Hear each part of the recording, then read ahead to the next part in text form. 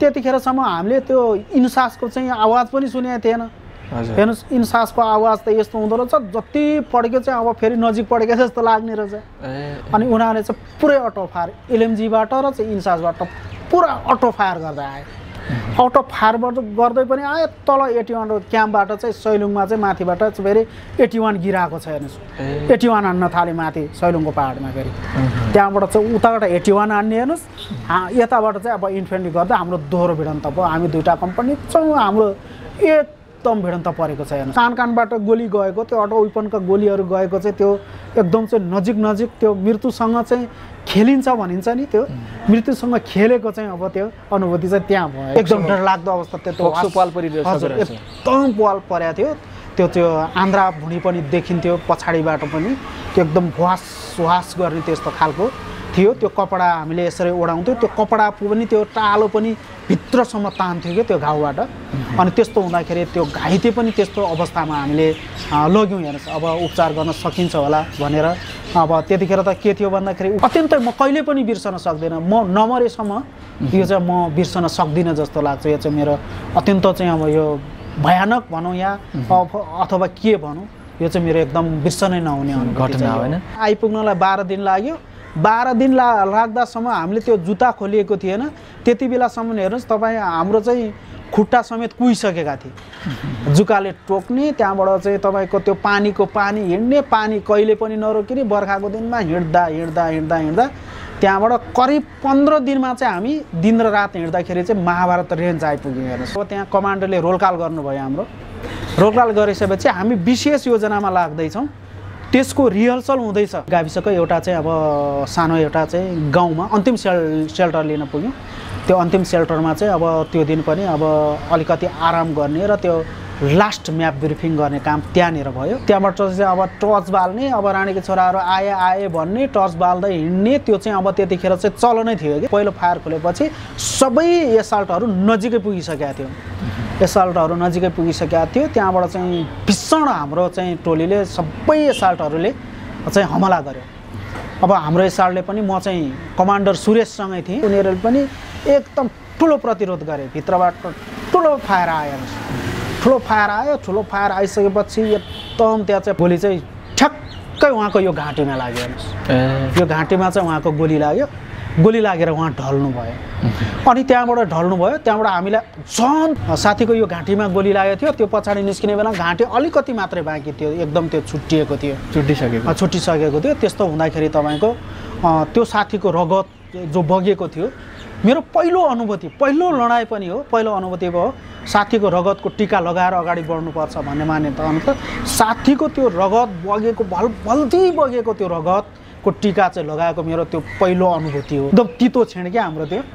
हामी चाहिँ मर्नको लागि तयार हुँदैछौँ। अब दुनियाँ चाहिँ एकातिर रमाइलोमा पनि छ, चाड पनि आइराखेको छ। तर त्यो चाहिँ कन्ट्रोभर्सी चाहिँ कस्तो पनि लाग्ने भन्दाखेरि हाम्रा पनि दिदीबहिनीहरू थिए होला, हामी पनि दाजुभाइ थिए होला होइन। तर त्यो एउटा भावनात्मक कुराले चाहिँ त्यहाँ पनि एकदम सताउँदो रहेछ कि होइन। त्यो सबै कुरा हामीले छोडेर त हिँडेका थियौँ। तर त्यो परिस्थितिले वातावरणले चाहिँ माहौल चाहिँ त्यो खालको बनायो कि उनले चाहिँ अब पहिलोचोटि केटाहरू अब फायर बन्द गर हतियार फाल भनेर चाहिँ उसले कासन दिए। आफ्नो टोलीलाई उसले कासन दिइसकेपछि के हो भन्दाखेरि सबैले नबिर्सिने इतिहासका यादहरूको सङ्गालो यो हो सुनौलो टेलिभिजन। आदरणीय दर्शक महानुभाव नमस्कार, यहाँलाई सुनौलो टिभीमा हार्दिक स्वागत गर्न चाहन्छु। म अर्जुन जेसी। सदा चाहिँ आज पनि हामी तपाईँ समक्ष अर्को नयाँ कार्यक्रमको साथमा उपस्थित भएका छौँ र आज तपाईँले देखिसक्नु भएको छ उहाँसँग हामी यसभन्दा पहिले पनि कुराकानी गरेका थियौँ भने केही महत्त्वपूर्ण छुटेका कुराहरू आज तपाईँ समक्ष उहाँका अनुभूति लिएर उपस्थित भएका छौँ। उहाँ हुनुहुन्छ डम्बर थामी अनुपम। उहाँ तत्कालीन जनमुक्ति सेना नेपालको ब्रिगेड सह कमान्डर हुनुहुन्थ्यो र उहाँलाई म आज पनि कार्यक्रममा स्वागत गर्न चाहन्छु। स्वागत छ सर। धन्यवाद, नमस्कार। यसभन्दा पहिले पनि यहाँसँग हामी कुराकानी गरेका थियौँ। धेरै कुराहरू धेरै घटनाहरू समेटेर पनि त्यति बेला चाहिँ हामी दर्शक सामु कार्यक्रम प्रस्तुत गरेका छौँ भने आज केही छुटेका महत्त्वपूर्ण घटनाहरूको बारेमा हामी चर्चा गर्न गइरहेका छौँ। आज कहाँबाट सुरु गर्छौँ? यहाँले चाहिँ पहिलेको कार्यक्रममा यहाँले चाहिँ जो राख्नुभएको थिएन दर्शकमाझ, त्यसमध्ये पहिले चाहिँ कुन ठाउँको राख्नु सर? अब पहिला अलिकति मैले त्यो छुवाएको पनि थिएँ। मैले चाहिँ अब पहिला जिल्लामा रहँदाखेरि जिल्लाको स्क्वाडमा काम गर्दाखेरि जनमुक्ति सेनाको फर्मेसन स्क्वाडमा काम गर्दाखेरि पहिला चाहिँ त्यति ठुलो खालको चाहिँ अब रेडहरूमा ठुलो खालको चाहिँ अब आक्रमणहरूमा भाग लिएको थिएन। हजुर हजुर। त्यहाँबाट चाहिँ तपाईँको त्यही अब सेबोटेजहरू गर्ने अब त्यहाँबाट चाहिँ अब अलि गैर फौजी कार्यक्रमहरूमा सङ्गठनात्मक कामहरूमा तालिमहरूमा चाहिँ भाग लिने कामहरू गर्ने र विशेष गरी सङ्गठनात्मक कामहरू र चाहिँ अब स्क्वाडले गर्नुपर्ने स्क्वाडको दायरा पनि धेर हुन्न थियो, थोरै मात्रै हुन्थ्यो। स्क्वाडको एउटा एरियामा हुन्छ अथवा एउटा जिल्लामा हुन्छ के हुन्छ त्यसमा चाहिँ हामीले त्यसको जिम्मेवारी पुरा गर्नुपर्ने थियो। हजुर। र चाहिँ अब त्यो स्क्वाडको दायराबाट चाहिँ जो चाहिँ हाम्रो चाहिँ त्यहाँबाट यता मुख्य फोर्स चाहिँ हाम्रो एसटिएफ बनेको थियो। हजुर। त्यो एसटिएफ चाहिँ हाम्रो कसरी बनेको थियो भन्दाखेरि पहिला त तपाईँको जिल्ला कमिटी सदस्य बन्नलाई पनि होल टाइमर भएको 2 वर्ष लाग्थ्यो। त्यति धेरै समय है? हजुर। जिल्ला कमिटी सदस्य बन्नको लागि पनि 2 वर्ष होल टाइमर हिँडेको हुनुपर्ने। हजुर। त्यसले वैचारिक राजनीतिक फौजी पनि प्रशिक्षण लिइसक्नुपर्ने, वैचारिक रूपमा पनि त्यो एउटा स्पष्ट हुनुपर्ने र त्यसले कमान्ड गर्ने त्योसँग पावर त्योसँग नेतृत्व छ कि छैन भन्ने कुराको पनि मूल्याङ्कन हुन्थ्यो। पहिला हाम्रो पालामा त्यस्तो थियो। म स्क्वाडमा काम गर्दाखेरि चाहिँ अब म अलिकति क्रिएटिभ भएको हिसाबले जस्तै म तालिममा पनि अलिकति चाहिँ अगाडि बढेको हिसाबले र चाहिँ म वैचारिक रूपमा पनि अलिकति अध्ययन गर्ने, अध्ययनमा चाहिँ अब राजनीतिक सैद्धान्तिक हरेक कुराहरूको चाहिँ अध्ययन गर्ने र जनतालाई कन्भिन्स गर्न सक्ने, क्रान्तिको बारेमा बुझाउन सक्ने त्यो अवस्था भएको हिसाबले पनि मलाई पार्टीले के ठान्यो, अब त एसटिएफको तपाईँलाई एसटिएफको जिम्मेवारी दिइँदैछ। एसटिएफ सदस्यको जस्तै हाम्रोमा पूर्वमा त पहिला एसटिएफ बनेको थियो। मुख्य सैन्य फोर्स त हाम्रो जनमुक्ति सेनाको फोर्स त स्पेसल टास्क फोर्स भनेर चाहिँ हाम्रो एउटा एसटिएफ बनेको थियो। त्यो एसटिएफले चाहिँ विभिन्न हामी होल टाइमर हुनुभन्दा अगाडि पनि त्यसले सर्वप्रथम चाहिँ यता बेथान पानीघाट चौकी अब रामेछाप जिल्लाको बेथान पानीघाट चौकी आक्रमण गर्यो त्यसले। त्यहाँदेखि पछाडि थुप्रै दिउँसै कमान्डो आक्रमणहरू गर्यो जस्तै भटेडाँडा प्रहरी चौकी, त्यहाँबाट फलाटे प्रहरी चौकी, त्यहाँबाट यता चाहिँ अब तपाईँको तेमालमा पनि एउटा प्रहरी चौकी त्यो एक्सन गर्यो। हजुर। यसो हुँदाखेरि चाहिँ बेथान के अरे तेमालको चाहिँ मेच्छे प्रहरी चौकी आक्रमण गर्दै आइसके पछाडि चाहिँ लास्टमा फेरि अब चाहिँ त्यो एसटिएफले अलिकति मोर्चाबन्दी हिसाबले लड्नुपर्छ। अब चाहिँ पहिला साना पैमानाका युद्धहरू भए, युद्धको रूप नै त्यस्तो हुँदो रहेछ कि कस्तो हुँदो रहेछ भन्दाखेरि साना आक्रमण गर्दै गएर त्यहाँबाट केन्द्रीकृत र घनीभूत आक्रमण गर्ने भन्ने चाहिँ अब एउटा फौजको नियम हुँदो रहेछ, सैन्य आक्रमणको त्यो नियम हुँदो रहेछ। त्यसो कारणले मलाई चाहिँ अब पार्टीले अब एसटिएफको जिम्मेवारी दिनुपर्छ, एसटिएफ सदस्यको जिम्मेवारी दिनुपर्छ। एसटिएफ सदस्य हुनको लागि पनि फेरि तपाईँको 2 वर्ष हिँडेको अनुभव हुने, त्योसँग सैद्धान्तिक राजनीतिक वैचारिक र फौजी अनुभव पनि हुनुपर्ने भन्ने हिसाबले चाहिँ मलाई अब त्यो मेरो मापदण्ड पुगेछ क्यारे अब एसटिएफमा जानुपर्छ भनेर चाहिँ मलाई स्क्वाडबाट अब एसटिएफ सदस्य बनाएर चाहिँ अब लाने त्यहाँ कुरो पार्टीको निर्णय भयो। जिल्ला पार्टी दोलखा सिन्धुपाल्चोकको त्यतिखेर एउटै जिल्ला थियो, दोलखा र सिन्धुपाल्चोकको एउटै जिल्ला कमिटी थियो। हजुर हजुर। त्यति बेलाको सेक्रेटरी हुनुहुन्थ्यो देशबन्धु। अनि त्यो भइसकेपछि हाम्रो चाहिँ अब दोलखाको आधा फेरि तामाकोसी पारेर ओखलढुङ्गा समेटेर चाहिँ हाम्रो हृदबहादुर दाई उहाँ शहीद भइसक्नुभयो, हृदबहादुर खड्का उहाँ चाहिँ त्यहाँको सेक्रेटरी हुनुहुन्थ्यो। अनि उहाँले एउटा अभियान चलाउनु भएको र चाहिँ त्यतिखेरै पूर्वमा चाहिँ एउटा अभियान दूत अभियान चलाउनु भएको छ। त्यो दूत अभियान भनेको चाहिँ दूतकोशी टु तामाकोशी, त्यो दूत अभियानभित्र चाहिँ फौजी कारबाही पनि गर्ने, राजनीतिक वैचारिक कुराहरू पनि गर्ने, कोण सभाहरू गर्ने, जनतालाई माओवादी आन्दोलनको बारेमा क्रान्तिको बारेमा बुझाउने भन्ने एउटा अभियान लिएर आउनुभएको रहेछ। अनि त्यहाँबाट यता के भयो त भन्दाखेरि त्यो अभियान तामाकोशीसम्म आइपुग्यो। तामाकोशीसम्म आइसकेपछि के भयो त भन्दाखेरि सिन्धुपाल्चोकबाट फेरि हाम्रो देशबन्धुहरूले चाहिँ अब एउटा चाहिँ फेरि चाहिँ अब देशबन्धुहरू सेक्रेटरीहरू त्यता जानुभयो र गइसकेपछि उहाँहरूको 2टा जिल्लाको सेक्रेटरीहरूको भेट भइसकेपछि त फेरि त्यहाँ एउटा साफ अभियान भन्ने चलाउनु भयो। त्यो चाहिँ साफ अभियान चाहिँ तपाईँको जाली तमसुकहरू जलाउने र चाहिँ जनताको चाहिँ अब त्यो लाल पूर्जाहरू फिर्ता गर्ने अनि त्यहाँबाट चाहिँ तपाईँको त्यहाँ बिचमा भएको चाहिँ अब अलि फटा मान्छेहरूको स्थानीय फटाहरूको चाहिँ सामानहरू चाहिँ कब्जा गरेर जनतालाई बाँड्ने। हाम्रो चाहिँ अब दोलखा जिल्लामा उत्तरी भेगमा चाहिँ बढी जसो काजीहरू बस्नुहुन्थ्यो र चाहिँ अब यता चाहिँ तत्कालीन शाही सेना नेपाल प्रहरीहरूका पनि अलि अफिसरहरूका घर चाहिँ हाम्रो उत्तरी भेगतिर हुन्थ्यो। जस्तै हाम्रो उत्तरी भेग चाहिँ जिल्लाको लादुक बुलुङ चिलङ्खा भन्ने चाहिँ अब यतातिर चाहिँ एउटा चाहिँ अब काजीहरूको ठुलो बसोबास छ त्यता पहिला थियो।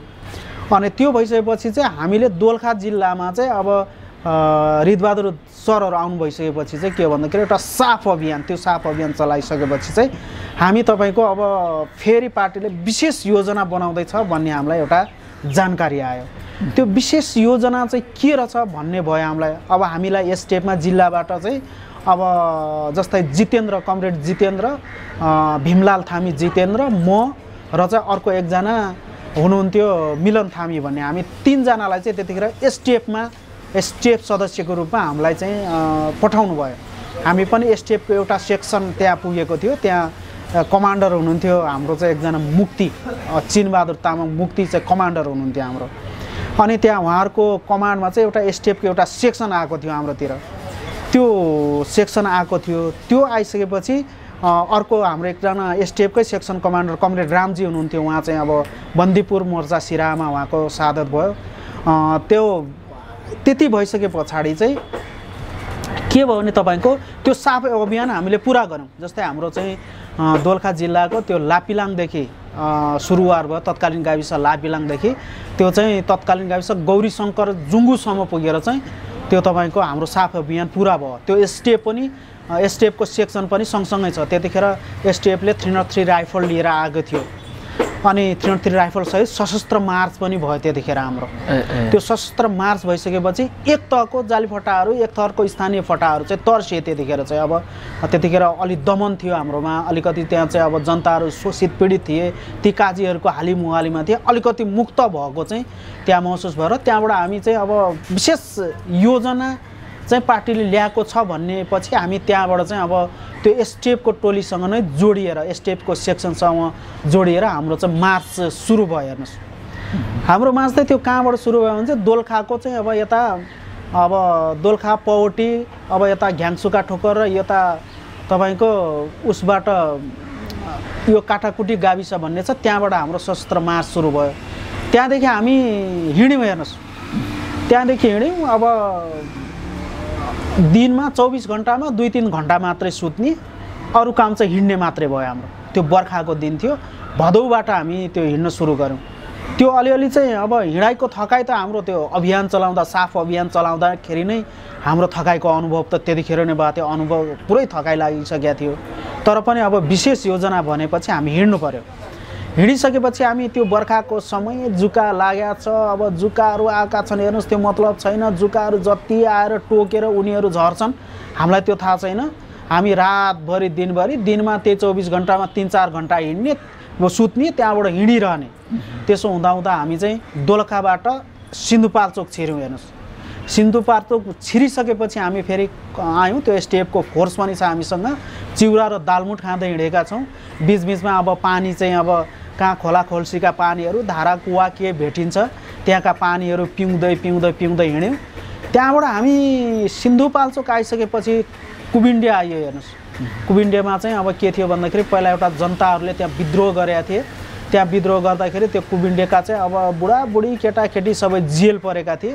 हो त्यो गाउँ हुँदै हामी चाहिँ तपाईँको यता चौतारा हुँदै फेरि चौताराबाट चाहिँ यता ढाँडखोला तरेर फेरि काभ्रे तर्यौँ हामी। ढाँडखोलाबाट हामी काभ्रे आयौँ।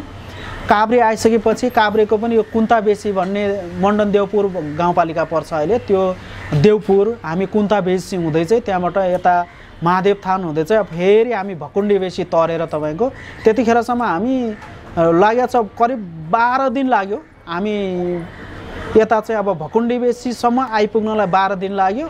12 दिन लाग्दासम्म हामीले त्यो जुत्ता खोलिएको थिएन।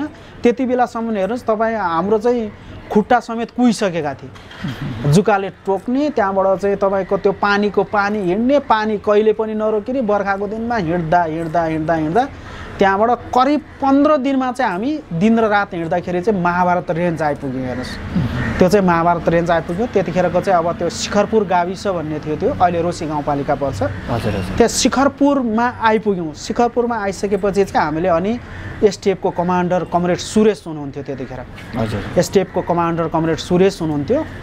एसटिएफको कमान्डर सहित चाहिँ हामीले सिङ्गो एसटिएफ चाहिँ हामीले त्यो अब शिखरपुर गाविसको हामीले त्यो साँझकोट भन्ने ठाउँमा चाहिँ हामीले चाहिँ त्यहाँ कमान्डरहरू भेट्यौँ र चाहिँ त्यहाँबाट चाहिँ फेरि चाहिँ हाम्रो यता त्यहाँबाट हाम्रो चाहिँ त्यतिखेरको एसटिएफ कमिसार सन्तु दराई परवाना हुनुहुन्थ्यो। अहिले चाहिँ उहाँ अहिले प्रचण्डको नै उसमा अध्यक्ष प्रचण्डको चाहिँ अब सचिवालयमा हुनुहुन्छ अहिले उहाँ। उहाँहरू त्यहाँ आउनुभयो। त्यहाँ आइसकेपछि हाम्रो त्यो महाभारत रेन्जमा फेरि हाम्रो त्यहाँ भेट भयो। भेट भइसकेपछि त्यहाँबाट पनि फेरि हामी हिँड्नु पऱ्यो। त्यो फेरि हेर्नुहोस्, त्यहाँबाट महाभारत रेन्जबाट हामी फेरि हिँड्नु पऱ्यो। त्यहाँ त्यत्तिकै जुका लाग्ने, फेरि त्यो खरी जुकाहरू त्यो पुरै धेरै जुकाहरू लाग्ने, हामी अब चाहिँ हिँड्नै नसक्ने अवस्था भइसकेको छ। एकदम खुट्टाहरू पुरै कुहिएका छन्। अनि त्यहाँबाट हामीले चाहिँ महाभारत रेन्ज आइसकेपछि के अरे त्यहाँबाट एक दिन रेस्ट गर्ने योजना बनायौँ। त्यहाँबाट चाहिँ अब हाम्रो हेडक्वार्टरले अब कमान्डरहरू कमिसारहरू सबै भेटिसकेपछि त्यहाँ हामीले चाहिँ रेस्ट गऱ्यौँ एक दिन। त्यो रेस्ट गर्दाखेरि चाहिँ हामीले त्यो खुट्टा चाहिँ अब कसरी ठिक हुन्छ, फेरि अब ब्याटलमा त्यहाँ आइसकेपछि हामीलाई थाहा भयो अब ब्याटलमा जानुपर्छ, मोर्चामा जानुपर्छ भन्ने चाहिँ अब त्यहाँ हामीलाई थाहा भयो। त्यो मोर्चामा जानुपर्छ भनिसकेपछि चाहिँ हामीलाई फेरि थप उत्साह भयो।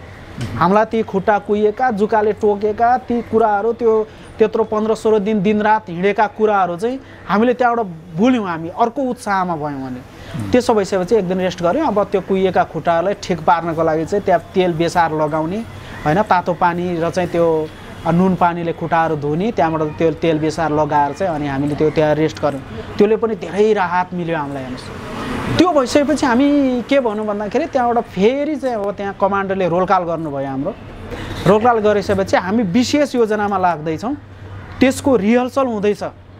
त्यसको चाहिँ त्यो विशेष योजनाको रिहर्सल हुँदैछ। अब 4 दिन अथवा 5 दिन त्यसको चाहिँ महाभारतको जङ्गलमा अथवा महाभारतको एउटा चाहिँ बस्तीमा, जङ्गल बिचको एउटा बस्तीमा चाहिँ त्यसको रिहर्सल हुँदैछ भनेर चाहिँ उहाँहरूले चाहिँ अब त्यहाँ हामीलाई एउटा इन्फर्मेसन दिनुभयो र रोलकाल गरेर इन्फर्मेसन दिनुभयो। रोलकाल गरिसकेपछि हामी फेरि हिँड्यौँ, राति नै हिँड्यौँ। महाभारतमा त्यस्तै जुका जङ्गल हिँड्नुपर्ने त्यस्तै जुका हिँड्यौँ। हेर्नुहोस्, त्यो जुका घारीमा हिँडेका छौँ। अब हामी त जुकामै हिँडेको मान्छेलाई त केही पनि भएन। हामीले जुकाको लाग्दाखेरि कसरी निकाल्ने फाल्ने त्यो हामीलाई त आइडिया छ। अब त्यो जुका कहिले पनि नदेख्ने साथीहरूलाई त फेरि त्यहाँ अर्को आतङ्क सिर्जना भयो। जुकाले आपत्तै पर्यो, अर्को आतङ्क सिर्जना भयो। हेर्नुहोस्, त्यस्तो भइसकेपछि अनि कतिपय अब त्यो खास त अब तितेपाती भेटियो भने तितेपाती भेट्दाखेरि त्यो तितेपाती माडेर लगाउँदाखेरि तितेपातीले फाल्दाखेरि त्यो जुका सर्लकै जान्छ क्या। त्यो चाहिँ फेरि जुकाले प्लास्टिक भेट्यो भने, हामी त बर्खाको दिनमा प्लास्टिक ओढ्ने, जुकाले त्यो खरी जुकाले प्लास्टिक भेट्यो भने त्यो मरिगयो। त्यहाँबाट त्यो प्लास्टिकबाट हट्न सक्दैन क्या, त्यति टाँसिएर बस्छ त्यो जुका चाहिँ। अनि साथीहरूको जुकाभरि त त्यो प्लास्टिक, कतिपय साथीहरूले त्यो प्लास्टिक नै फाल्नु भयो। अनि त्यस्तो हुँदा हामीले चाहिँ अब त्यो महाभारतको एउटा बस्तीमा पुगेपछि चाहिँ हामीलाई चाहिँ अब त्यो चौकी रेड गर्ने चाहिँ कमान्डर कमिसारहरूले चाहिँ चौकी रेड गर्ने, कुन पोजिसनमा जाने, त्यो डमी चाहिँ एउटा चाहिँ चौकी बनाएर हामीलाई चाहिँ अब त्यो चौकी रेड गर्ने रिहर्सल गराउनु भयो। उहाँ कमान्डरहरूले चाहिँ कमिसारहरूले चाहिँ सबै जम्मा भइसकेपछि अनि बनाउनु भयो। अनि त्यो बिचमा त्यो ट्रेनिङ गर्दै जाँदाखेरि, त्यो बिचमा हुँदै जाँदाखेरि अनि मलाई चाहिँ फेरि हेडक्वार्टर तिर पनि मलाई चाहिँ अब एकदम त्यहाँ चाहिँ अब के गर्नुभयो त भन्दाखेरि हेडक्वार्टरतिर पनि लैजानु भयो मलाई। अब स्टाफ बन्नुपर्छ, हेडक्वार्टरको सुरक्षा दस्ताको कमान्डर बन्नुपर्छ भनेर पनि त्यहाँ कुराहरू चल्दै गयो। अनि म लडाइँ नै लडेको छैन, अब अहिले मेरो बेला भएको छैन भन्ने हिसाबको लडाइँमा अब चाहिँ अब अलिक अनुभव हुँदै जाँदाखेरि चाहिँ त्यो बन्दै जाउँला भन्ने खालको पनि भयो मेरो। त्यसो हुँदै जाँदाखेरि तपाईँको हामीले त्यो डमी रिहर्सल गऱ्यौँ। जम्मा त्यो डमी क्याम्प बनाएर हामीले चाहिँ कुन एसल्टहरू, अब त्यो एसल्टमा कसको के भूमिका छ, कसले त्यहाँ ग्रेनेड हान्ने, कसले त्यहाँ माइन हान्ने होइन, कसले त्यहाँ राइफलबाट फायर गर्ने, कसले चाहिँ कतिवटा एसल्ट बनाउने, त्यो एसल्ट कमान्डको जिम्मा कसले लिने भन्ने कुरा चाहिँ त्यसरी हुँदै थियो। हेर्नुहोस्, त्यहाँबाट त्यो हामीले रिहर्सल सक्यौँ। रिहर्सल सकेपछि अब त्यो हिलो मैलो जे पनि भन्नु भएन ट्रेनिङमा। त्यो ट्रेनिङ रिहर्सल सकिसकेपछि चाहिँ हामीले 2056 सालको करिब 56 सालको 18 गते या 19 गते जस्तो लाग्छ, मैले ठ्याक्क मिति बिर्सेँ। हामीलाई चाहिँ अब त्यहाँ अन्तिममा हामीलाई जानकारी दियो, हामीले चाहिँ यो चौकी कब्जा गर्दैछौँ, यो चाहिँ भीमखोरी चौकी कब्जा गर्दैछौँ। त्यो इलाका प्रहरी कार्यालय हो र त्यो चाहिँ टार्गेटमा किन पर्यो त भन्दाखेरि त्यहाँ काभ्रेको महाभारत रेन्जमा चाहिँ त्यो चाहिँ माओवादी जनयुद्ध दबाउनको लागि प्रमुख भूमिका चाहिँ त्यो चौकीको रहेको छ, त्यहाँको प्रहरीको रहेको छ। त्यसैले त्यो निशानामा पार्नुपर्छ भन्ने त्यहाँको निष्कर्ष रहेछ, हेडक्वार्टरको त्यो निष्कर्ष रहेछ। त्यो हिसाबले चाहिँ हामी त्यहाँ गयौँ। अनि त्यो मलाई त अब त्यो एकदम पहिलो मोर्चा थियो मेरो त। त्यो चाहिँ मोर्चाबन्दी युद्ध लड्ने, रेडमा आक्रमण, रेड आक्रमण गर्ने, रेड गर्ने चाहिँ मेरो त्यो पहिलो अनुभूति थियो। म चाहिँ एकदम उत्साहित थिएँ। तालिमहरू पनि अलि राम्रोसँग गऱ्यो, तालिमहरूमा पनि जिज्ञासा एकदम राख्ने, अब के कसो गर्ने भन्ने हिसाबले चाहिँ त्यहाँ गरियो। त्यो भइसके पछाडि अब अन्तिममा हामी चाहिँ तपाईँको त्यो त्यतिखेरको गाविस चाहिँ भीमखोरी गाविस नै थियो। त्यो भीमखोरी गाविसको एउटा चाहिँ अब सानो एउटा चाहिँ गाउँमा अन्तिम सेल्टर लिन पुग्यौँ। त्यो अन्तिम सेल्टरमा चाहिँ अब त्यो दिन पनि अब अलिकति आराम गर्ने र त्यो लास्ट म्याप ब्रिफिङ गर्ने काम त्यहाँनिर भयो। लास्ट ब्रिफिङ भइसकेपछि हामी बेलुका अब हिँड्यौँ, हेर्नु साँझ नपर्दै हामी हिँड्यौँ। त्यो दिन अब खानासाना पकाउने कुरा पनि भएन। अब त्यहाँ दुधहरू धेरै पाइने रहेछ, त्यहाँ भैँसीहरू धेरै दुहुन आउने। त्यहाँको जनताले खुवा बनाएर त्यतिखेर त्यो खुवा घोटेर चाहिँ पनौती लगेर बेच्ने, त्यहाँको जनताको मुख्य चाहिँ अब त्यो आम्दानीको स्रोत त्यो रहेछ त्यतिखेर। अनि त्यहाँ त्यही दुध र चाहिँ हामीले चिउरा खाएर चाहिँ हामी चाहिँ तपाईँको त्यो रातको ब्याटल लड्नको लागि गयौँ। अब त्यो खाना पकाउने एकदम भूमिगत रूपमा बस्नुपर्ने, अब चौकी नजिकै बसेर टार्गेट नजिकै बस्दाखेरि त्यहाँ एक्सपोज हुने डरले पनि त्यो हामीले खाना पकाएनौँ। त्यो दुध र चिउरा खायौँ, भित्र गएछौँ। अब एसाल्टको चाहिँ हामीले म्याप ब्रिफिङ गऱ्यौँ। त्यहाँबाट हामी लाग्यौँ, हेर्नुहोस् अब साँझ नपर्दै चाहिँ हाम्रो एसाल्टहरू अब पहिलो 1 number assault, 2 number assault, 3 number assault stop ग्रुपहरू मिलाएर हामी त्यसरी गयौँ। अब गइसकेपछि हामी करिब त्यो चाहिँ अब हाम्रो कमान्डर सुरेश श्रेष्ठ हुनुहुन्थ्यो। सुरेशको चाहिँ त्यो गाउँ पनि पर्थ्यो, उहाँको चाहिँ गाउँ हो, उहाँको त्यो जन्मघर त्यहाँ नजिकै पर्थ्यो। अनि उहाँको चाहिँ विशेष भूमिका थियो त्यहाँ। हामी त्यहाँ गयौँ। गइसकेपछि लगभग हामी तपाईँको 10 बजेतिर त हामी पुगिसकेका थियौँ, चौकी घेरिसकेका थियौँ। 10:30तिर हाम्रो चाहिँ अब फायर खोल्ने योजना थियो। 10:30मा चाहिँ अब हाम्रो 1 नम्बर एसल्टले चाहिँ त्यहाँबाट चौकीको सेन्ट्रीमाथि फायर गर्यो। चौकीको चौकीमा बाहिर सेन्ट्री बसिरहेको छ, 2 जना सेन्ट्री बसिरहेको छ। फर्स्ट 1 नम्बर एसआरले त्यो सेन्ट्रीलाई ढाल्यो। अनि त्यहाँबाट चाहिँ अब टर्च बाल्ने, अब रानीको छोराहरू आए भन्ने, टर्च बाल्दै हिँड्ने, त्यो चाहिँ अब त्यतिखेर चाहिँ चलनै थियो कि प्रहरी चौकीहरूमा चलनै थियो। धेरै जस्तो नसुत्ने, अनि त्यहाँबाट चाहिँ बरु जागै रहने, त्यहाँबाट चाहिँ अब यसरीको चाहिँ टर्च बालेर हिँड्ने, त्यस्तो थियो। त्यहाँ पनि त्यही गरिराखेको थियो। त्यसो गर्दाखेरि चाहिँ पहिलो फायर खोल्यो हाम्रो। पहिलो फायर खोलेपछि सबै एसाल्टहरू नजिकै पुगिसकेका थियो। त्यहाँबाट चाहिँ भीषण हाम्रो चाहिँ टोलीले सबै एसाल्टहरूले चाहिँ हमला गर्यो। अब हाम्रो एसाल्टले पनि, म चाहिँ कमान्डर सुरेशसँगै थिएँ।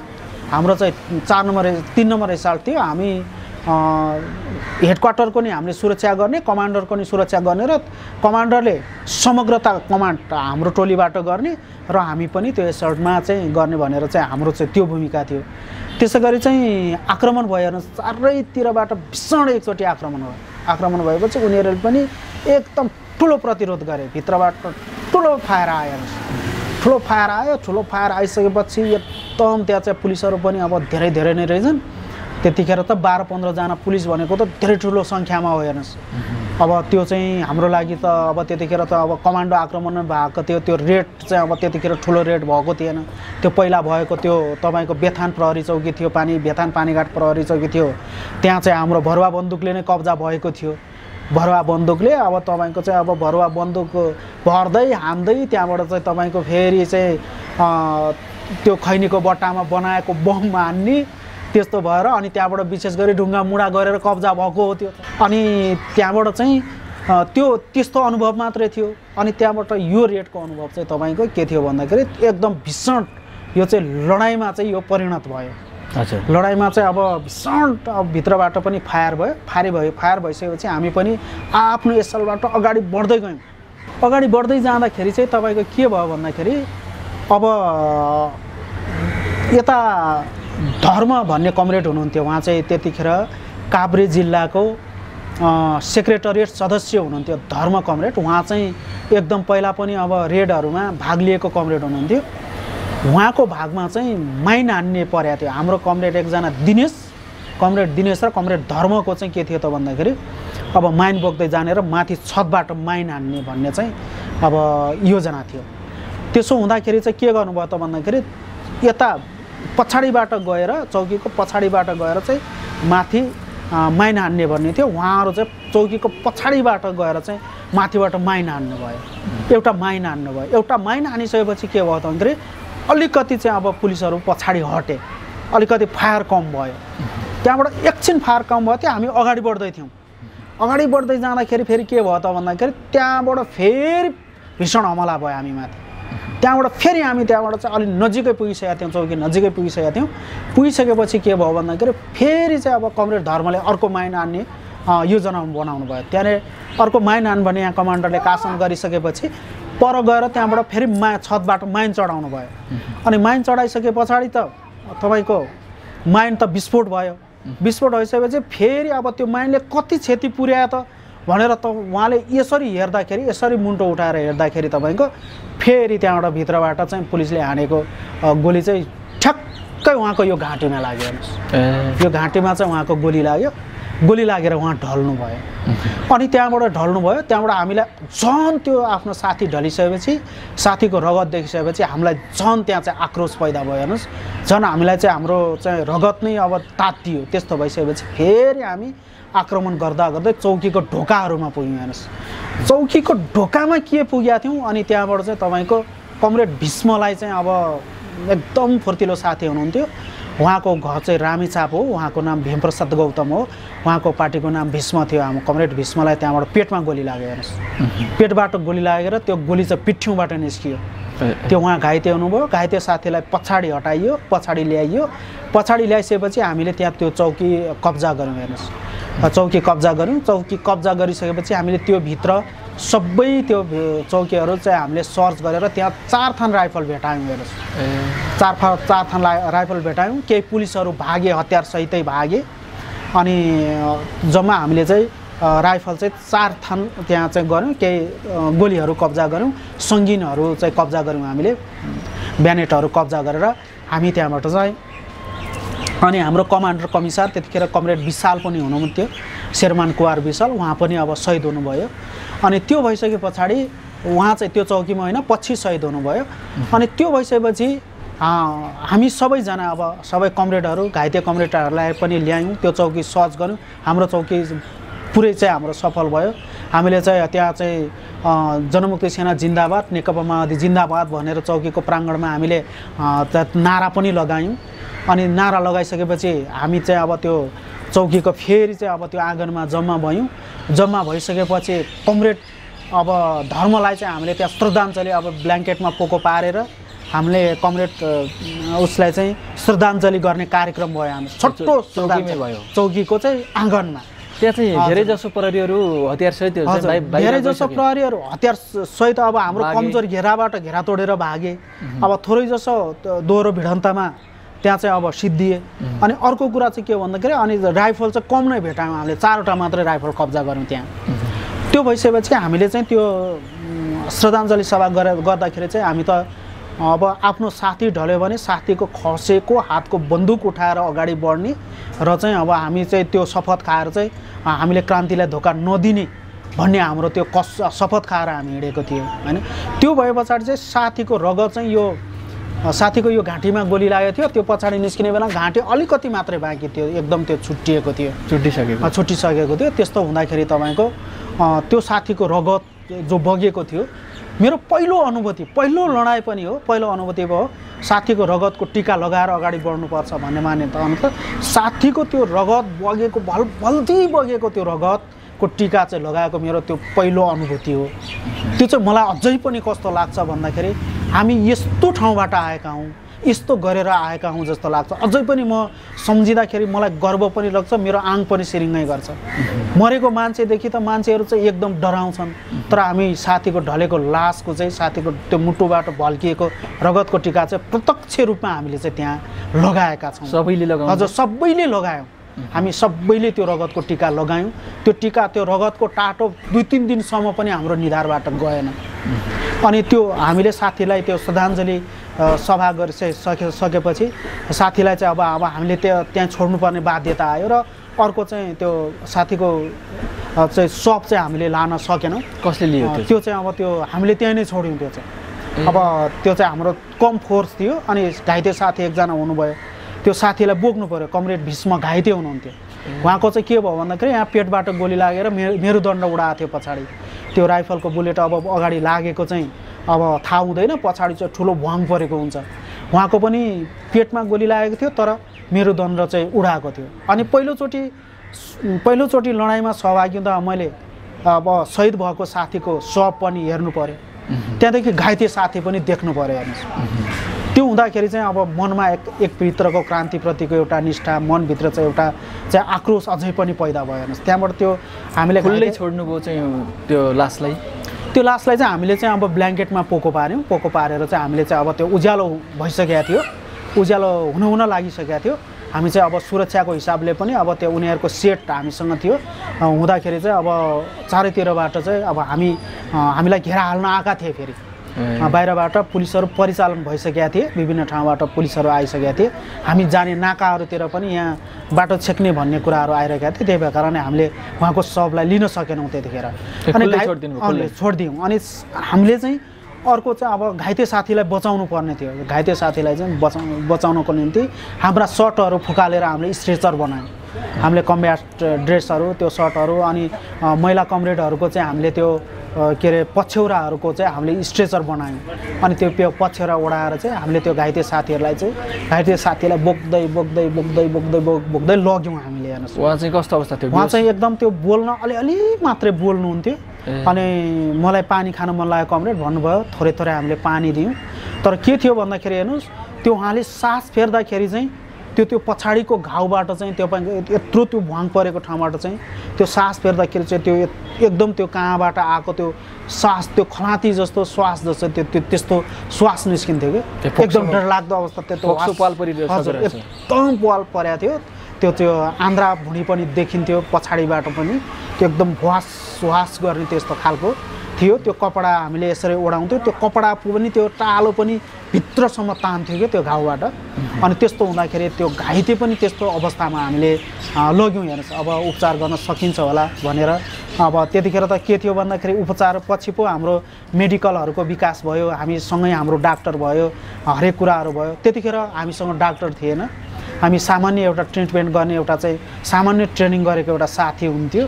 त्यो साथीले के गर्ने भन्दाखेरि त्यो जीवन जलहरूको के अरे ग्लुकोज पानीहरू खुवाउने, त्यो तपाईँको ब्रुफिनहरू खुवाउने, रगत रोक्ने औषधिहरू खुवाउने, त्यो मात्रै थियो त्यतिखेर। अब त्यो इन्जेक्सन लाउने, त्यो के लाउने भन्ने त्यतिखेर थिएन। र हामी प्रत्येक मान्छेहरूले चाहिँ के गर्थ्यौँ भन्दाखेरि हामी प्रत्येक योद्धाहरूले चाहिँ त्यो आफ्नो मनी पर्समा भए पनि पर्समा प्याकेटमा चाहिँ ब्रुफिनको चाहिँ पत्ताहरू नै हामीले बोकेर हिँड्थ्यौँ। हाम्रो अवस्था त्यो थियो त्यतिखेर। अनि त्यो साथीलाई हामीले माथिसम्म ल्यायौँ। हेर्नुहोस्, माथि चाहिँ अब महाभारतको जङ्गलसम्म ल्याएर चाहिँ एकजना हाम्रो समर्थकको, एकजना जनताको घरमा चाहिँ उहाँलाई चाहिँ स्थानीय साथीहरूको जिम्मा लगाएर चाहिँ उहाँलाई हामीले छोड्यौँ। अन्त जानुपर्ने थियो, हाम्रो फोर्सको पनि सुरक्षा गर्नुपर्ने थियो। अनि उहाँलाई छाड्यौँ। उहाँ छाडिसकेपछि हामी चाहिँ फेरि सिन्धुलीको कपिलाकोट भन्ने ठाउँमा गयौँ। कपिलाकोट भन्ने ठाउँमा गइसकेपछि चाहिँ अनि उहाँको चाहिँ अब प्राण नरहेको, उहाँको चाहिँ शहादत भएको हामीलाई खबर आयो। अनि त्यो खबर पनि आउनु, फेरि हामीलाई पनि अब पुलिसले पनि तपाईँको अब पुलिसले घेरा हाल्दैछ भने हामीलाई खबर आइहाल्यो। हाम्रो इन्टेलिजेन्सले त्यहाँ खबर ल्याइहाल्यो। त्यहाँबाट पनि हामी फेरि अनि मुभ हुनु पऱ्यो, त्यहाँबाट पनि हिँड्नु पऱ्यो। अनि त्यो भइसकेपछि चाहिँ हेर्नुहोस्, त्यतिखेरको चाहिँ जो त्यो लडाइँ थियो, त्यो लडाइँमा चाहिँ तपाईँको मेरो पहिलो अनुभूति पनि भएको र चाहिँ मैले चाहिँ अब त्यो साथीको आफ्नो ढलेको योद्धाको त्यो चाहिँ प्रत्यक्ष चाहिँ अब त्यो त तपाईँको साथीको रगतको शहीद भएको साथीको योद्धाको रगतको टिका लगाउने भन्न त जति सजिलो छ तर त्यो लगाइहाल्न चाहिँ त्यति गाह्रो हुँदो रहेछ हेर्नुहोस् त्यस्तो हुँदो रहेछ यो चाहिँ मेरो एकदम छुटाउन नहुने मेरो चाहिँ अब त्यो जीवन पहिलो चाहिँ अनुभूति हजुर पहिलो अनुभूति पहिलो साथी ढलेको अनुभूति र घाइते भएको अनुभूति पनि घाइते साथी देखेको अनुभूति चाहिँ यो अत्यन्तै म कहिले पनि बिर्सन सक्दिनँ म नमरेसम्म यो चाहिँ म बिर्सन सक्दिनँ जस्तो लाग्छ यो चाहिँ मेरो अत्यन्त चाहिँ अब यो भयानक भनौँ या अथवा के भनौँ यो चाहिँ मेरो एकदम बिर्सनै नहुने घटना होइन त्यसै गरी पछिल्लो चरणको हामीले चाहिँ त्यस्तो व्याख्या नगरेको चाहिँ आर्मीसँगको लडाइँमा त्यस्तो चाहिँ छेडौरो आएको कुनै छ हामीले चाहिँ धेरै चर्चा नगरेको अब त्यो चर्चा नगरेको चाहिँ एउटा सरप्राइज जस्तो भयो यो चाहिँ यो दोरम्बा रामेछापको दोरम्बा त्यो घटना चाहिँ पछाडि भयो हजुर हजुर त्यो शान्ति प्रक्रियाको घटना हाम्रो 22 जना योद्धाहरू ढलेको चाहिँ अर्को भयो पछि भयो त्यसभन्दा अगाडि चाहिँ हामीले त्यही दोरम्बा प्रहरी त्यो इलाका प्रहरी कार्यालय थियो त्यो पनि त्यो चाहिँ हामीले चाहिँ त्यो चाहिँ एकदम त्यसको व्याख्या गर्नको निम्ति चाहिँ तपाईँको के छ भन्दाखेरि त्यो एउटा पाटो छ त्यो चाहिँ हामीले तिहारको त्यो मौसम थियो त्यतिखेर तिहार लागेको थियो हामीले चाहिँ त्यसको योजनाको चाहिँ तयारी चाहिँ कहाँ गरेका थियौँ भन्दाखेरि दोलखाको चाहिँ सैलुङ्गेश्वरी गाविस भन्ने ठाउँमा हामीले चाहिँ जोर मोनागाउँ भन्ने ठाउँमा चाहिँ त्यो ब्याटलको हामीले तयारी गरेका थियौँ त्यो ठाउँमा डमी रिहर्सल गर्ने म्याप ब्रिफिङहरू गर्ने र चाहिँ त्यहाँ पर्ने आवश्यक स्रोत साधनहरू के हो युद्ध सामग्रीहरू हामीले चाहिँ त्यहाँ तयार गरेका थियौँ त्यसको चाहिँ एउटा पाटो चाहिँ के छ भन्दाखेरि हेर्नुहोस् त्यो तिहारको बेला थियो मान्छेहरू तिहारमा रमाइलो गरिरहेका थिए देउसी खेलिरहेका थिए भैरव खेलिरहेका थिए अनि त्यहाँबाट चाहिँ तपाईँको चाहिँ टिका माला लगाइराखेका थिए हामी चाहिँ लडाइँको तयारी गर्दै थियौँ लडाइँको तयारीमा चाहिँ हामी आफू पस्नको निम्ति खाडल खन्नको निम्ति कोदाली स्ट्रेचर त्यहाँबाट चाहिँ तपाईँको चाहिँ अब त्यो माथि पाथी माइनहरू पड्काउने र चाहिँ एफजीहरू के अरे टिएफजीहरू पड्काउने त्यहाँबाट चाहिँ इलेक्ट्रिक ग्रेनेड इजीहरू पड्काउने त्यो बाँसको लिङ्गा जस्तोहरू चाहिँ हामीले त्यो जम्मा गर्दै थियौँ त्यो एकदम तितो क्षण क्या हाम्रो त्यो हामी चाहिँ मर्नको लागि तयार हुँदैछौँ अब दुनियाँ चाहिँ एकातिर रमाइलोमा पनि छ चाड पनि आइराखेको छ तर त्यो चाहिँ कन्ट्रोभर्सी चाहिँ कस्तो पनि लाग्ने भन्दाखेरि हाम्रा पनि दिदीबहिनीहरू थिए होला हामी पनि दाजुभाइ थिए होला होइन तर त्यो एउटा भावनात्मक कुराले चाहिँ त्यहाँ पनि एकदम सताउँदो रहेछ कि होइन त्यो सबै कुरा हामीले छोडेर त हिँडेका थियौँ तर त्यो परिस्थितिले वातावरणले चाहिँ माहौल चाहिँ त्यो खालको बनायो कि त्यो खालको बनाइसकेपछि तर पनि हामीले त्यसलाई चाहिँ त्यो भावना मात्र डुबेको भए त फेरि क्रान्ति हुन्न थियो लडाइँ हुँदैन थियो त्यो भएको हिसाबले चाहिँ हामी त्यो अत्यन्त चिसो ठाउँ फेरि अनि त्यहाँबाट चाहिँ हामी त्यसको लागि चाहिँ अन्तिम सेल्टर चाहिँ हाम्रो त्यहीँ हो त्यो मोनागाउँ भन्ने ठाउँमा चाहिँ हामीले अन्तिम सेल्टर लियौँ त्यो एकदम चिसो ठाउँ हो त्यहाँबाट चाहिँ हामी चाहिँ अलि दिउँसोको 12-1 बजे नै हामी त्यहाँबाट हिँड्यौँ हेर्नुहोस् हजुर हिँडिसकेपछि चाहिँ अब त्यो अलिक टाढा नै पर्छ त्यो त्यहाँबाट अब त्यो दोलखाकै ठाउँ अब हामी रामेछाप आउनुपर्ने अब रामेछाप त्यहाँबाट आयौँ हेर्नुहोस् आइसकेपछि अब के भयो त भन्दाखेरि उनीहरूको ह्यान्डसेट चाहिँ हामीले एउटा त्योभन्दा अगाडि कब्जा गरेका थियौँ प्रहरीहरूको ह्यान्डसेट हामीसँग थियो अनि हामी हिँड्दै जाँदाखेरि चाहिँ अब एकदम चिसो थियो हात पनि पुरै चाहिँ कठ्याङ्ग्रिएको थियो अब त्यो राइफलको ट्रिगर पनि दबाउन नसक्ने अवस्थामा नै थियो तैपनि हामी उत्साह भएर अब जाडो पनि लागेको छ तुसारो पनि परेको छ त्यहाँबाट हिँड्यौँ चौकीको नजिक पुग्दाखेरि चाहिँ अलि माथि अब 4-5 किलोमिटर माथि पुग्दाखेरिसम्म चाहिँ अब त्यहाँ उनीहरूसँगको हामी ह्यान्डसेट हाम्रो सुनिराखेका छौँ त्यहाँदेखि अगाडि बढ्दै जाँदाखेरि चाहिँ के भयो भन्दाखेरि फेरि अनि अलि चौकी नजिक 1 किलोमिटर जति 1-2 किलोमिटर नजिक पुग्दाखेरि चाहिँ सबै अल आउट भएको चाहिँ हामीलाई जानकारी प्राप्त भयो सबै प्रहरीहरू चौकीभित्र छैनन् त्योभन्दा बाहिर छन् अब हामी करिब 10 बजेतिर त नजिकै पुगिसकेका थियौँ 11 बजे फायर खोल्ने हाम्रो चाहिँ टार्गेट थियो योजना थियो प्लान थियो तर पनि के भयो त भन्दाखेरि हामी नजिक जाँदा त प्रहरीहरू अल आउट भएको चाहिँ सूचना आयो त्यो आइसकेपछि चाहिँ तपाईँको के भयो भन्दाखेरि अब नसकिने रहेछ अब बाहिर त कता अल आउट भएको छन् उल्टै हामी एन्टी घेरामा पर्छौँ भन्ने खालको रिट्रिट हुने खालको जस्तो कुरा पनि चल्न थाल्यो कमान्डरहरू बिच त्यहाँ त्यसो भइसकेपछि के भयो भने तपाईँको अब जानुहुन्न कि क्या हो, ब्याटल चाहिँ अब हारिन्छ कि क्या हो, असफल हुन्छ कि क्या हो, योजना पनि एक्सपोज हुन्छ कि क्या हो भन्ने जस्तो कुरा भयो हेर्नुहोस्। त्यो भइसकेपछि चाहिँ के हो भन्दाखेरि अझ छलफल भयो, फेरि कमान्डरहरू एसएल कमान्डरहरू जम्मा भयो। त्यहाँ भइसकेपछि फेरि छलफल गरियो, गर्दा गर्दै त्यहाँबाट चाहिँ अब समय फेरि घर्किन लाग्यो, एकदम अब 2 बजिसक्यो, 2:30 बजिसक्यो, अब उज्यालो हुने बेला हुन लागिसक्यो। अनि त्यसो भइसकेपछि तपाईँको फेरि अब पुलिसहरू चाहिँ अब त आउन्नन् होला होइन, विद्रोहीहरू अब माओवादीहरू आउँदैनन् होला भन्ने खालको चाहिँ अब मानसिकता भयो होला नि त। अब 3 बज्न लागेको थियो जब उनीहरू पनि चौकीभित्र चाहिँ अब हिँड्न लाग्यो। अब यो फोर्स यताबाट आउने, त्यो फोर्स उताबाट आउने भनेर उनीहरूले बोलाउन थालिसकेपछि जब उनीहरू चाहिँ भित्र पस्दै गयो, हामी पनि पछाडि त्यसको पछाडि घेरा कस्दै गयौँ। त्यहाँको विशेषता चाहिँ त्यस्तो छ क्या, किनकि त्यो अल आउट भएको हो कि सबै चौकी खाली गरेर न अल आउट भएको हो। इलाका प्रहरी कार्यालय हो, तपाईँको कति 22-25 जनाको फोर्स थियो त्यहाँ। त्यो भइसकेपछि चाहिँ के भन्दा जब उनीहरू भित्र पस्दै गए हामी पनि त्यसलाई घेरा सगुर्याउँदै गयौँ। अनि त्यो अब कमान्डरहरूले सबैले चाहिँ अब त्यहाँ सुन्नुभएको छ, ह्यान्डसेट एउटा छ, उनीहरूको ह्यान्डसेट हामीसँग एउटा छ। त्यो भित्र हामी जाँदै गयौँ। भित्र जाँदै गइसके पछाडि चाहिँ अब जब उनीहरू ठ्याक्कै चौकीभित्र पनि सबै पसे, हामी पनि घेरा कस्यौँ। पुरै चौकी चाहिँ अब घेरा हाल्यौँ। हेर्नुहोस्, हाम्रो आफ्नो एसल्ट जहाँबाट जानुपर्ने थियो, जुन आर्कहरू हामीलाई तोकिएको थियो, हामी गयौँ। त्यो गइसकेपछि हाम्रोपट्टिबाट अब हाम्रो फायर खोल्नुपर्ने थियो। हाम्रो एसल्टले फायर गर्यो। त्यहाँ एसएलले फायर खोलिसकेपछि एउटा चाहिँ के भयो भन्दाखेरि त्यो एउटा चाहिँ अब भित्र एकदम ठुलो एउटा टनेल थियो। त्यो टनेल पहिलो कब्जा गर्ने हाम्रो योजना थियो, त्यो कब्जा गऱ्यौँ। त्यहाँको विशेषता के भयो भन्दाखेरि सेन्ट्री ढालिसके पछाडि चाहिँ सबैजना चौकीको ढोकामा पुग्ने, अगाडिपट्टि चौकीको अगाडिपट्टि ठुलो बङ्कर थियो। त्यहाँ ठुलो बङ्कर र चाहिँ अब पछाडिपट्टिको टनेल चाहिँ एकैसाथ कब्जा गर्ने। त्यो टनेल र त्यो बङ्कर एकैसाथ, अगाडिपट्टिको टनेल र पछाडिपट्टिको टनेल, अगाडिपट्टिको त्यो ठुलो बङ्कर, त्यो कब्जा गरिसकेपछि चाहिँ एकैचोटि झ्याल ढोकाहरूमा चाहिँ हामी एकैचोटि पुगेर चाहिँ निशाना लिने भन्ने हाम्रो त्यो खालको चाहिँ हाम्रो चाहिँ योजना थियो, फौजी योजना थियो। त्यो भइसकेपछि हाम्रो टोलीले फायर खोल्यो। पहिलो सेन्ट्री थियो, सेन्ट्री ढालिसकेपछि हामी एकैचोटि कहाँ पुग्यौँ त दौडेर पुरै झ्याल ढोकाहरूमा पुग्यौँ। त्यहाँको लडाइँको विशेषता चाहिँ त्यो छ कि एकैचोटि हामी चाहिँ झ्याल ढोकामा पुगिसकेपछि चाहिँ के भयो भन्दाखेरि तपाईँको त्यहाँबाट हाम्रो कमान्डरले माइकबाट चाहिँ आत्मसमर्पणको कासन दिनुभयो। कासन दिइसकेपछि चाहिँ टोटल्ली यो आँगनमा हतियार फाल्ने, टोटल्ली हामी तिमीहरूको चाहिँ विरुद्ध लड्न आएको होइन, राज्य सत्ताको विरुद्ध लड्न आएको, त्यसै कारणले टोटल्ली यहाँ हतियार चाहिँ फालेर चाहिँ आत्मसमर्पण गर्ने भनेर चाहिँ हाम्रो कमान्डरबाट त्यहाँ ठुलो माइकिङ भयो, कासन भयो।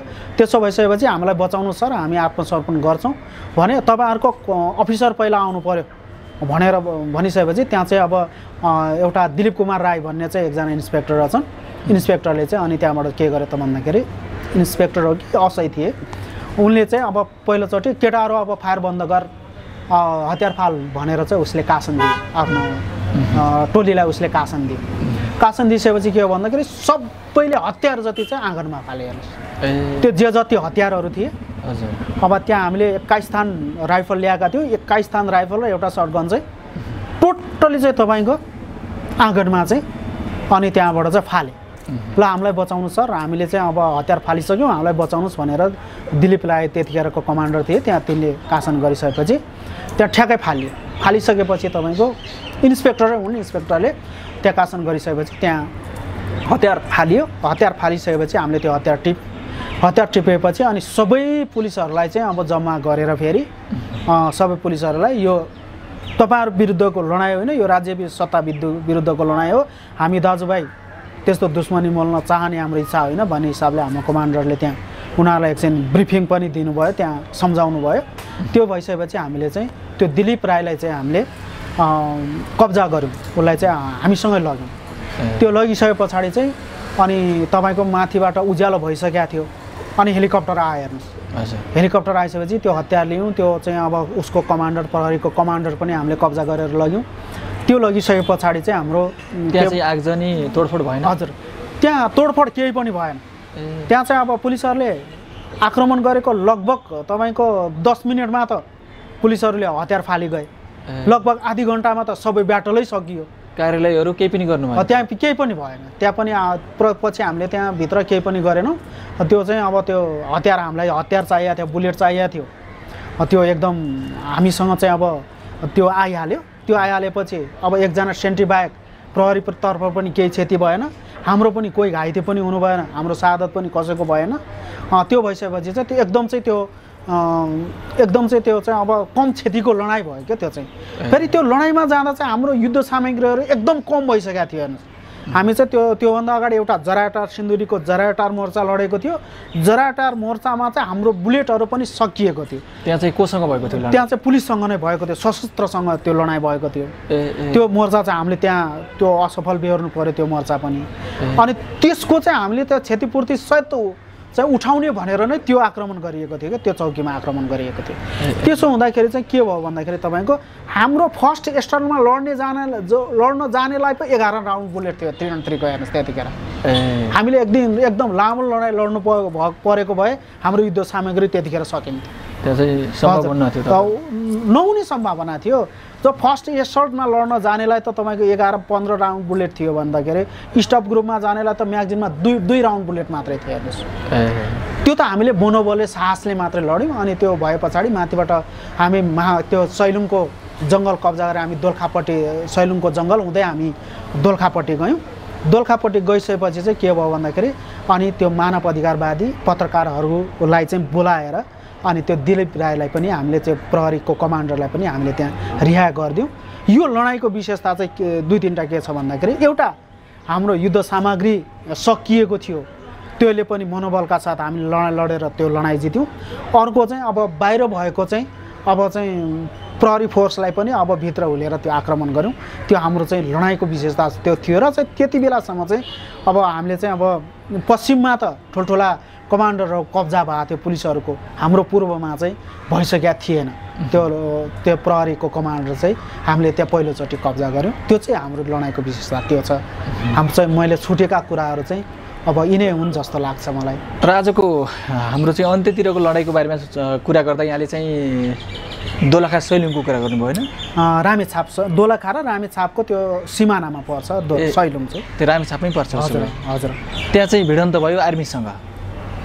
त्यहाँ चाहिँ तपाईँको के भयो भन्दाखेरि त्यो दोरम्बा घटना भइसकेको थियो होइन। 2060 सालको साउन 32 गते चाहिँ अब दोरम्बा हत्याकाण्ड भएको थियो। त्यो त्यतिखेर मेरो कम्पनीको चाहिँ एउटा सेक्सन त्यहाँ परेको छ। सेक्सन कमान्डर चाहिँ त्यहाँ को हुनुहुन्थ्यो भन्दाखेरि हर्कर लक्ष्मी राई बिमला सेक्सन कमान्डर हुनुहुन्थ्यो। मेरो सेक्सनको त्यतिखेर 5 जना योद्धाहरू पनि त्यहाँ परेका छन्, पर्नु भएको छ। त्यो भइसके पछाडि दोरम्बा हत्याकाण्ड पछाडि चाहिँ के भयो त भन्दाखेरि तपाईँको हामीले चाहिँ प्रतिरोधका योजनाहरू चाहिँ त्यहाँ बनायौँ। त्यहाँ योजनाहरू धेरै बनायौँ हेर्नुहोस्, योजनाहरू बनायौँ। अब यसको चाहिँ अब प्रतिरोध गर्नुपर्छ भन्ने खालको योजनाहरू पनि बनायौँ। त्यो बनाउँदाखेरि चाहिँ के भयो भन्दाखेरि हाम्रो चाहिँ कार्यक्षेत्र रामेछाप काभ्रे थियो। मेरो चाहिँ 14औं बटालियनको ए कम्पनी थियो। मेरो चाहिँ ए कम्पनीको कमिसारेटको भूमिका त्यतिखेर गरेको थिएँ। कमिसनर, राजनीतिक कमिसनर थिएँ त्यतिखेर म। राजनीतिक कमिसनरको हिसाबले त्यहाँ फोर्सलाई चाहिँ राजनीतिक वैचारिक हिसाबले गर्ने थियो। हुन त म फौजी सेक्टरबाटै आएको मान्छे हो, त्यहाँबाट फेरि पछाडि कमान्डर नि बन्नु पर्यो। त्यो भइसकेपछि हेर्नुहोस् त्यहाँ चाहिँ हामीले त्यो भूगोलमा खेल्दै चाहिँ कस्तो भयो भन्दाखेरि जबरजस्त चाहिँ दोरम्बामा फेरि चाहिँ के राख्यो त भन्दाखेरि जबरजस्त चाहिँ ल्याएर त्यो सेनाको क्याम्प राख्यो। क्याम्प नै खडा भयो त्यहाँ? क्याम्प नै खडा भयो त्यहाँ चाहिँ। के त्यो पछि मैले थाहा पाएँ कि हेर्नुहोस्, पछि मैले थाहा पाउँदाखेरि चाहिँ त्यहाँ जाने एकजना, त्यहाँ क्याम्प खडा गर्ने एकजना, त्यहाँको चाहिँ त्यतिखेर जबरजस्त क्याम्प राखेको एकजना चाहिँ सिपाहीसँग चाहिँ मेरो यता विदेशमा पनि भेट भएको थियो, उहाँसँग कुरा भएको थियो। अब 20 दिनको अपरेसनमा जाने भनेर लगेको थियो अरे पहिला चाहिँ लान्न चाहिँ, तर चाहिँ त्यहाँ क्याम्प नै खडा गरिदियो। हामीलाई झुक्क्याएर लगेको, हामी त ड्रेसमा मात्रै गएको थियौँ, हामीलाई त क्याम्पमै खडा गर्ने आदेश आयो। त्यो आइसकेपछि चाहिँ हामी धेरै बस्नु पऱ्यो, त्यहाँबाट क्याम्प नै जम्नु पऱ्यो भनेर त्यो साथी, त्यो नेपाल आर्मीको, भूतपूर्व नेपाल आर्मीको साथीले पनि त्यहाँ कुरा गरेको थियो। त्यो भइसकेपछि त्यहाँ क्याम्पमै खडा गऱ्यो हेर्नुहोस्। त्यो क्याम्पलाई चाहिँ हामीले कसरी हुन्छ त दिनको एउटा बम हानेर भए पनि त्यसलाई चाहिँ अत्याउनु पर्यो र त्यसलाई उठाउनु पर्यो भन्ने हिसाबले चाहिँ हामी त्यहाँ लागेका थियौँ। त्यहाँ चाहिँ हामी दिनको एकचोटि अथवा हप्ताको एकचोटि गएर चाहिँ त्यहाँ बम चाहिँ पड्काइरहने।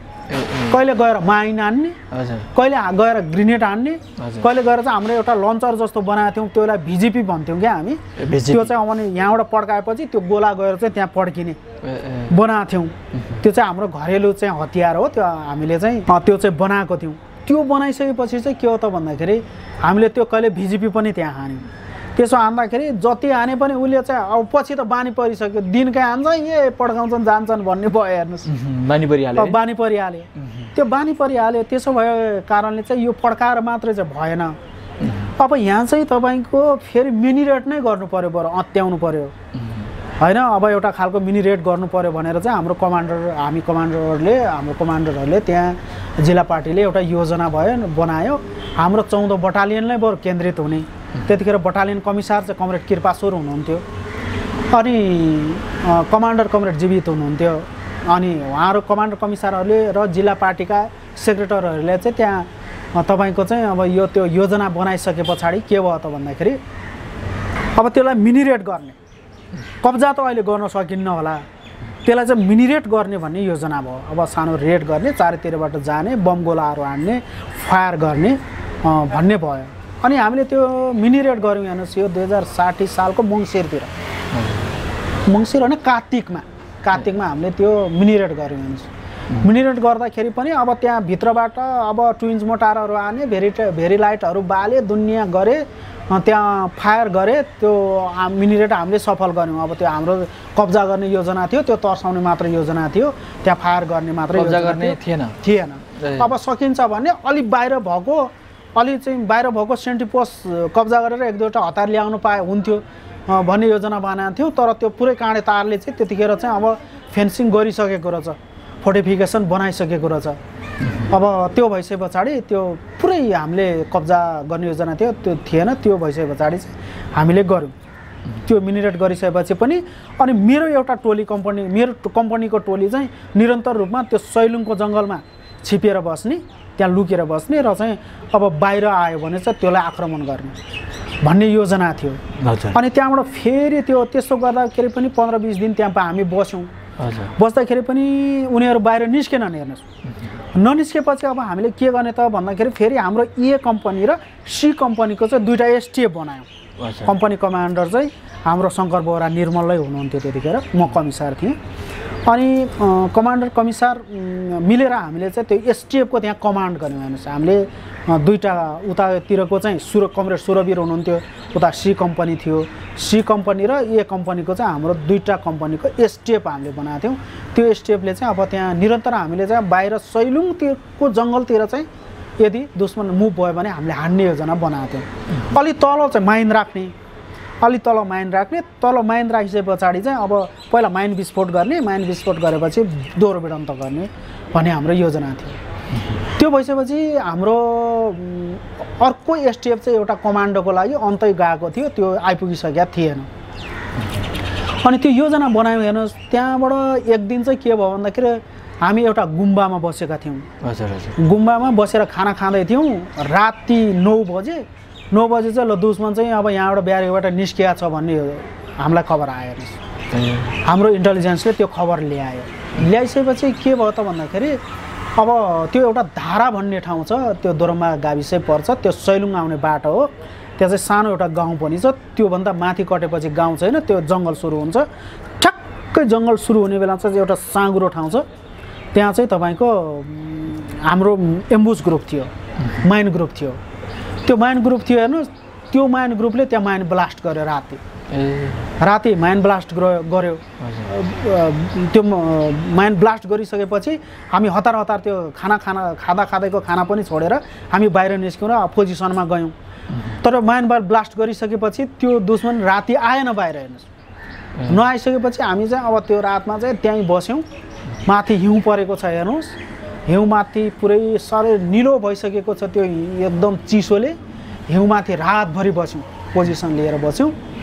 अनि बसिसकेपछि अब साथीहरू जाडो आइसकेको छ। अलिअलि भएको त्यो पछ्यौराहरू ओढेर, ज्याकेटहरू ओढेर त्यहाँ हामी बस्यौँ। बसेपछि अब त्यहाँ भोलि बिहान चाहिँ तपाईँको 10 बजे 10-11 बजेतिर अब दुश्मन फेरि तलबाट आगो सेना निस्क्यो भन्ने चाहिँ इन्टेलिजेन्सले फेरि हाम्रो खबर ल्यायो। खबर ल्याएपछि हेर्नुहोस् त्यहाँबाट हाम्रो चाहिँ त्यहाँबाट हामी त्यहाँ पोजिसनहरू आफ्नो सी कम्पनी अनि हाम्रो ए कम्पनीको एसटिएफहरू हाम्रो पोजिसनमा बस्यौँ। त्यहाँ पोजिसनमा बसिएपछि के भयो त भन्दाखेरि त्यहाँबाट चाहिँ हेर्नुहोस् जब हाम्रो चाहिँ टोलीले फायर खोल्यो त्यहाँबाट चाहिँ उनीहरूले एलएमजीबाट फायर खोले। हेर्नुहोस् एलएमजीबाट फायर खोले त्यहाँबाट हेर्नुहोस् हामीले भिडन्त गरेका छौँ त्यो जङ्गलमा।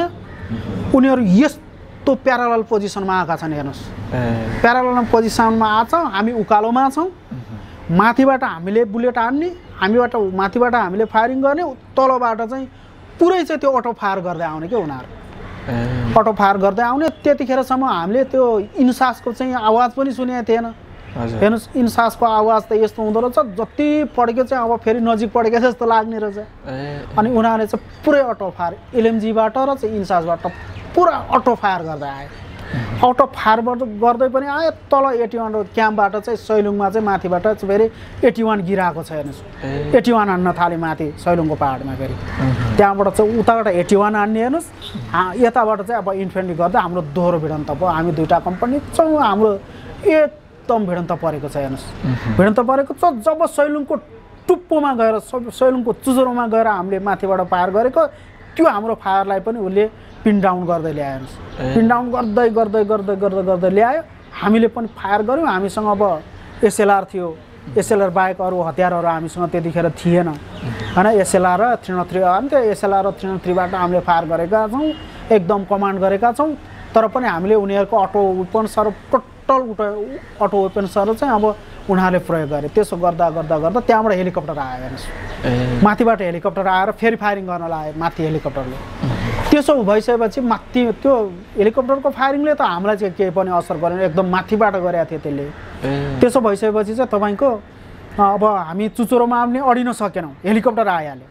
हेलिकप्टर आइसकेपछि हामी पछाडि चाहिँ ब्याक हुनु पऱ्यो। त्यहाँबाट ब्याक हुनु पऱ्यो। त्यो चाहिँ के छ भन्दाखेरि हेर्नुहोस् त्यतिखेरको चाहिँ अब त्यो हेलिकप्टर र चाहिँ यताबाट चाहिँ त्यो इन्फेन्ट्री गरेको चाहिँ एकदम त्यो भीषण खालको लडाइँ। तर क्षति त हामीतिर नै भएन, उतिर पनि भएन होला सायद होइन। त्यो चाहिँ अब क्षति नभएकै कुरा भयो त्यो पछाडि। तर पनि के हो भन्दाखेरि त्यो चाहिँ त्यो आम्ने सामने चाहिँ अब त्यो त्यसरी के त्यो रुखको कभर लिँदै हामीले पनि हान्ने, उसले पनि हान्ने के खेले जस्तै भयो। त्यो एकदम चाहिँ त्यो रुखको कभर चाहिँ त्यो रुखै रुख भएको ठाउँ हो त्यहाँ त होइन, जङ्गल थियो। अनि माथि डाँडा चाहिँ नाङ्गो डाँडा थियो। नाङ्गो डाँडा भएपछि हामीले त प्रशस्त प्राकृतिक कभर थियो, त ढिस्काहरू डाँडाहरू थिए होइन। त्यहाँ चाहिँ त्यो भएर हाम्रो बुलेट लागेन हामीलाई, हामी घाइते हुनु परेन।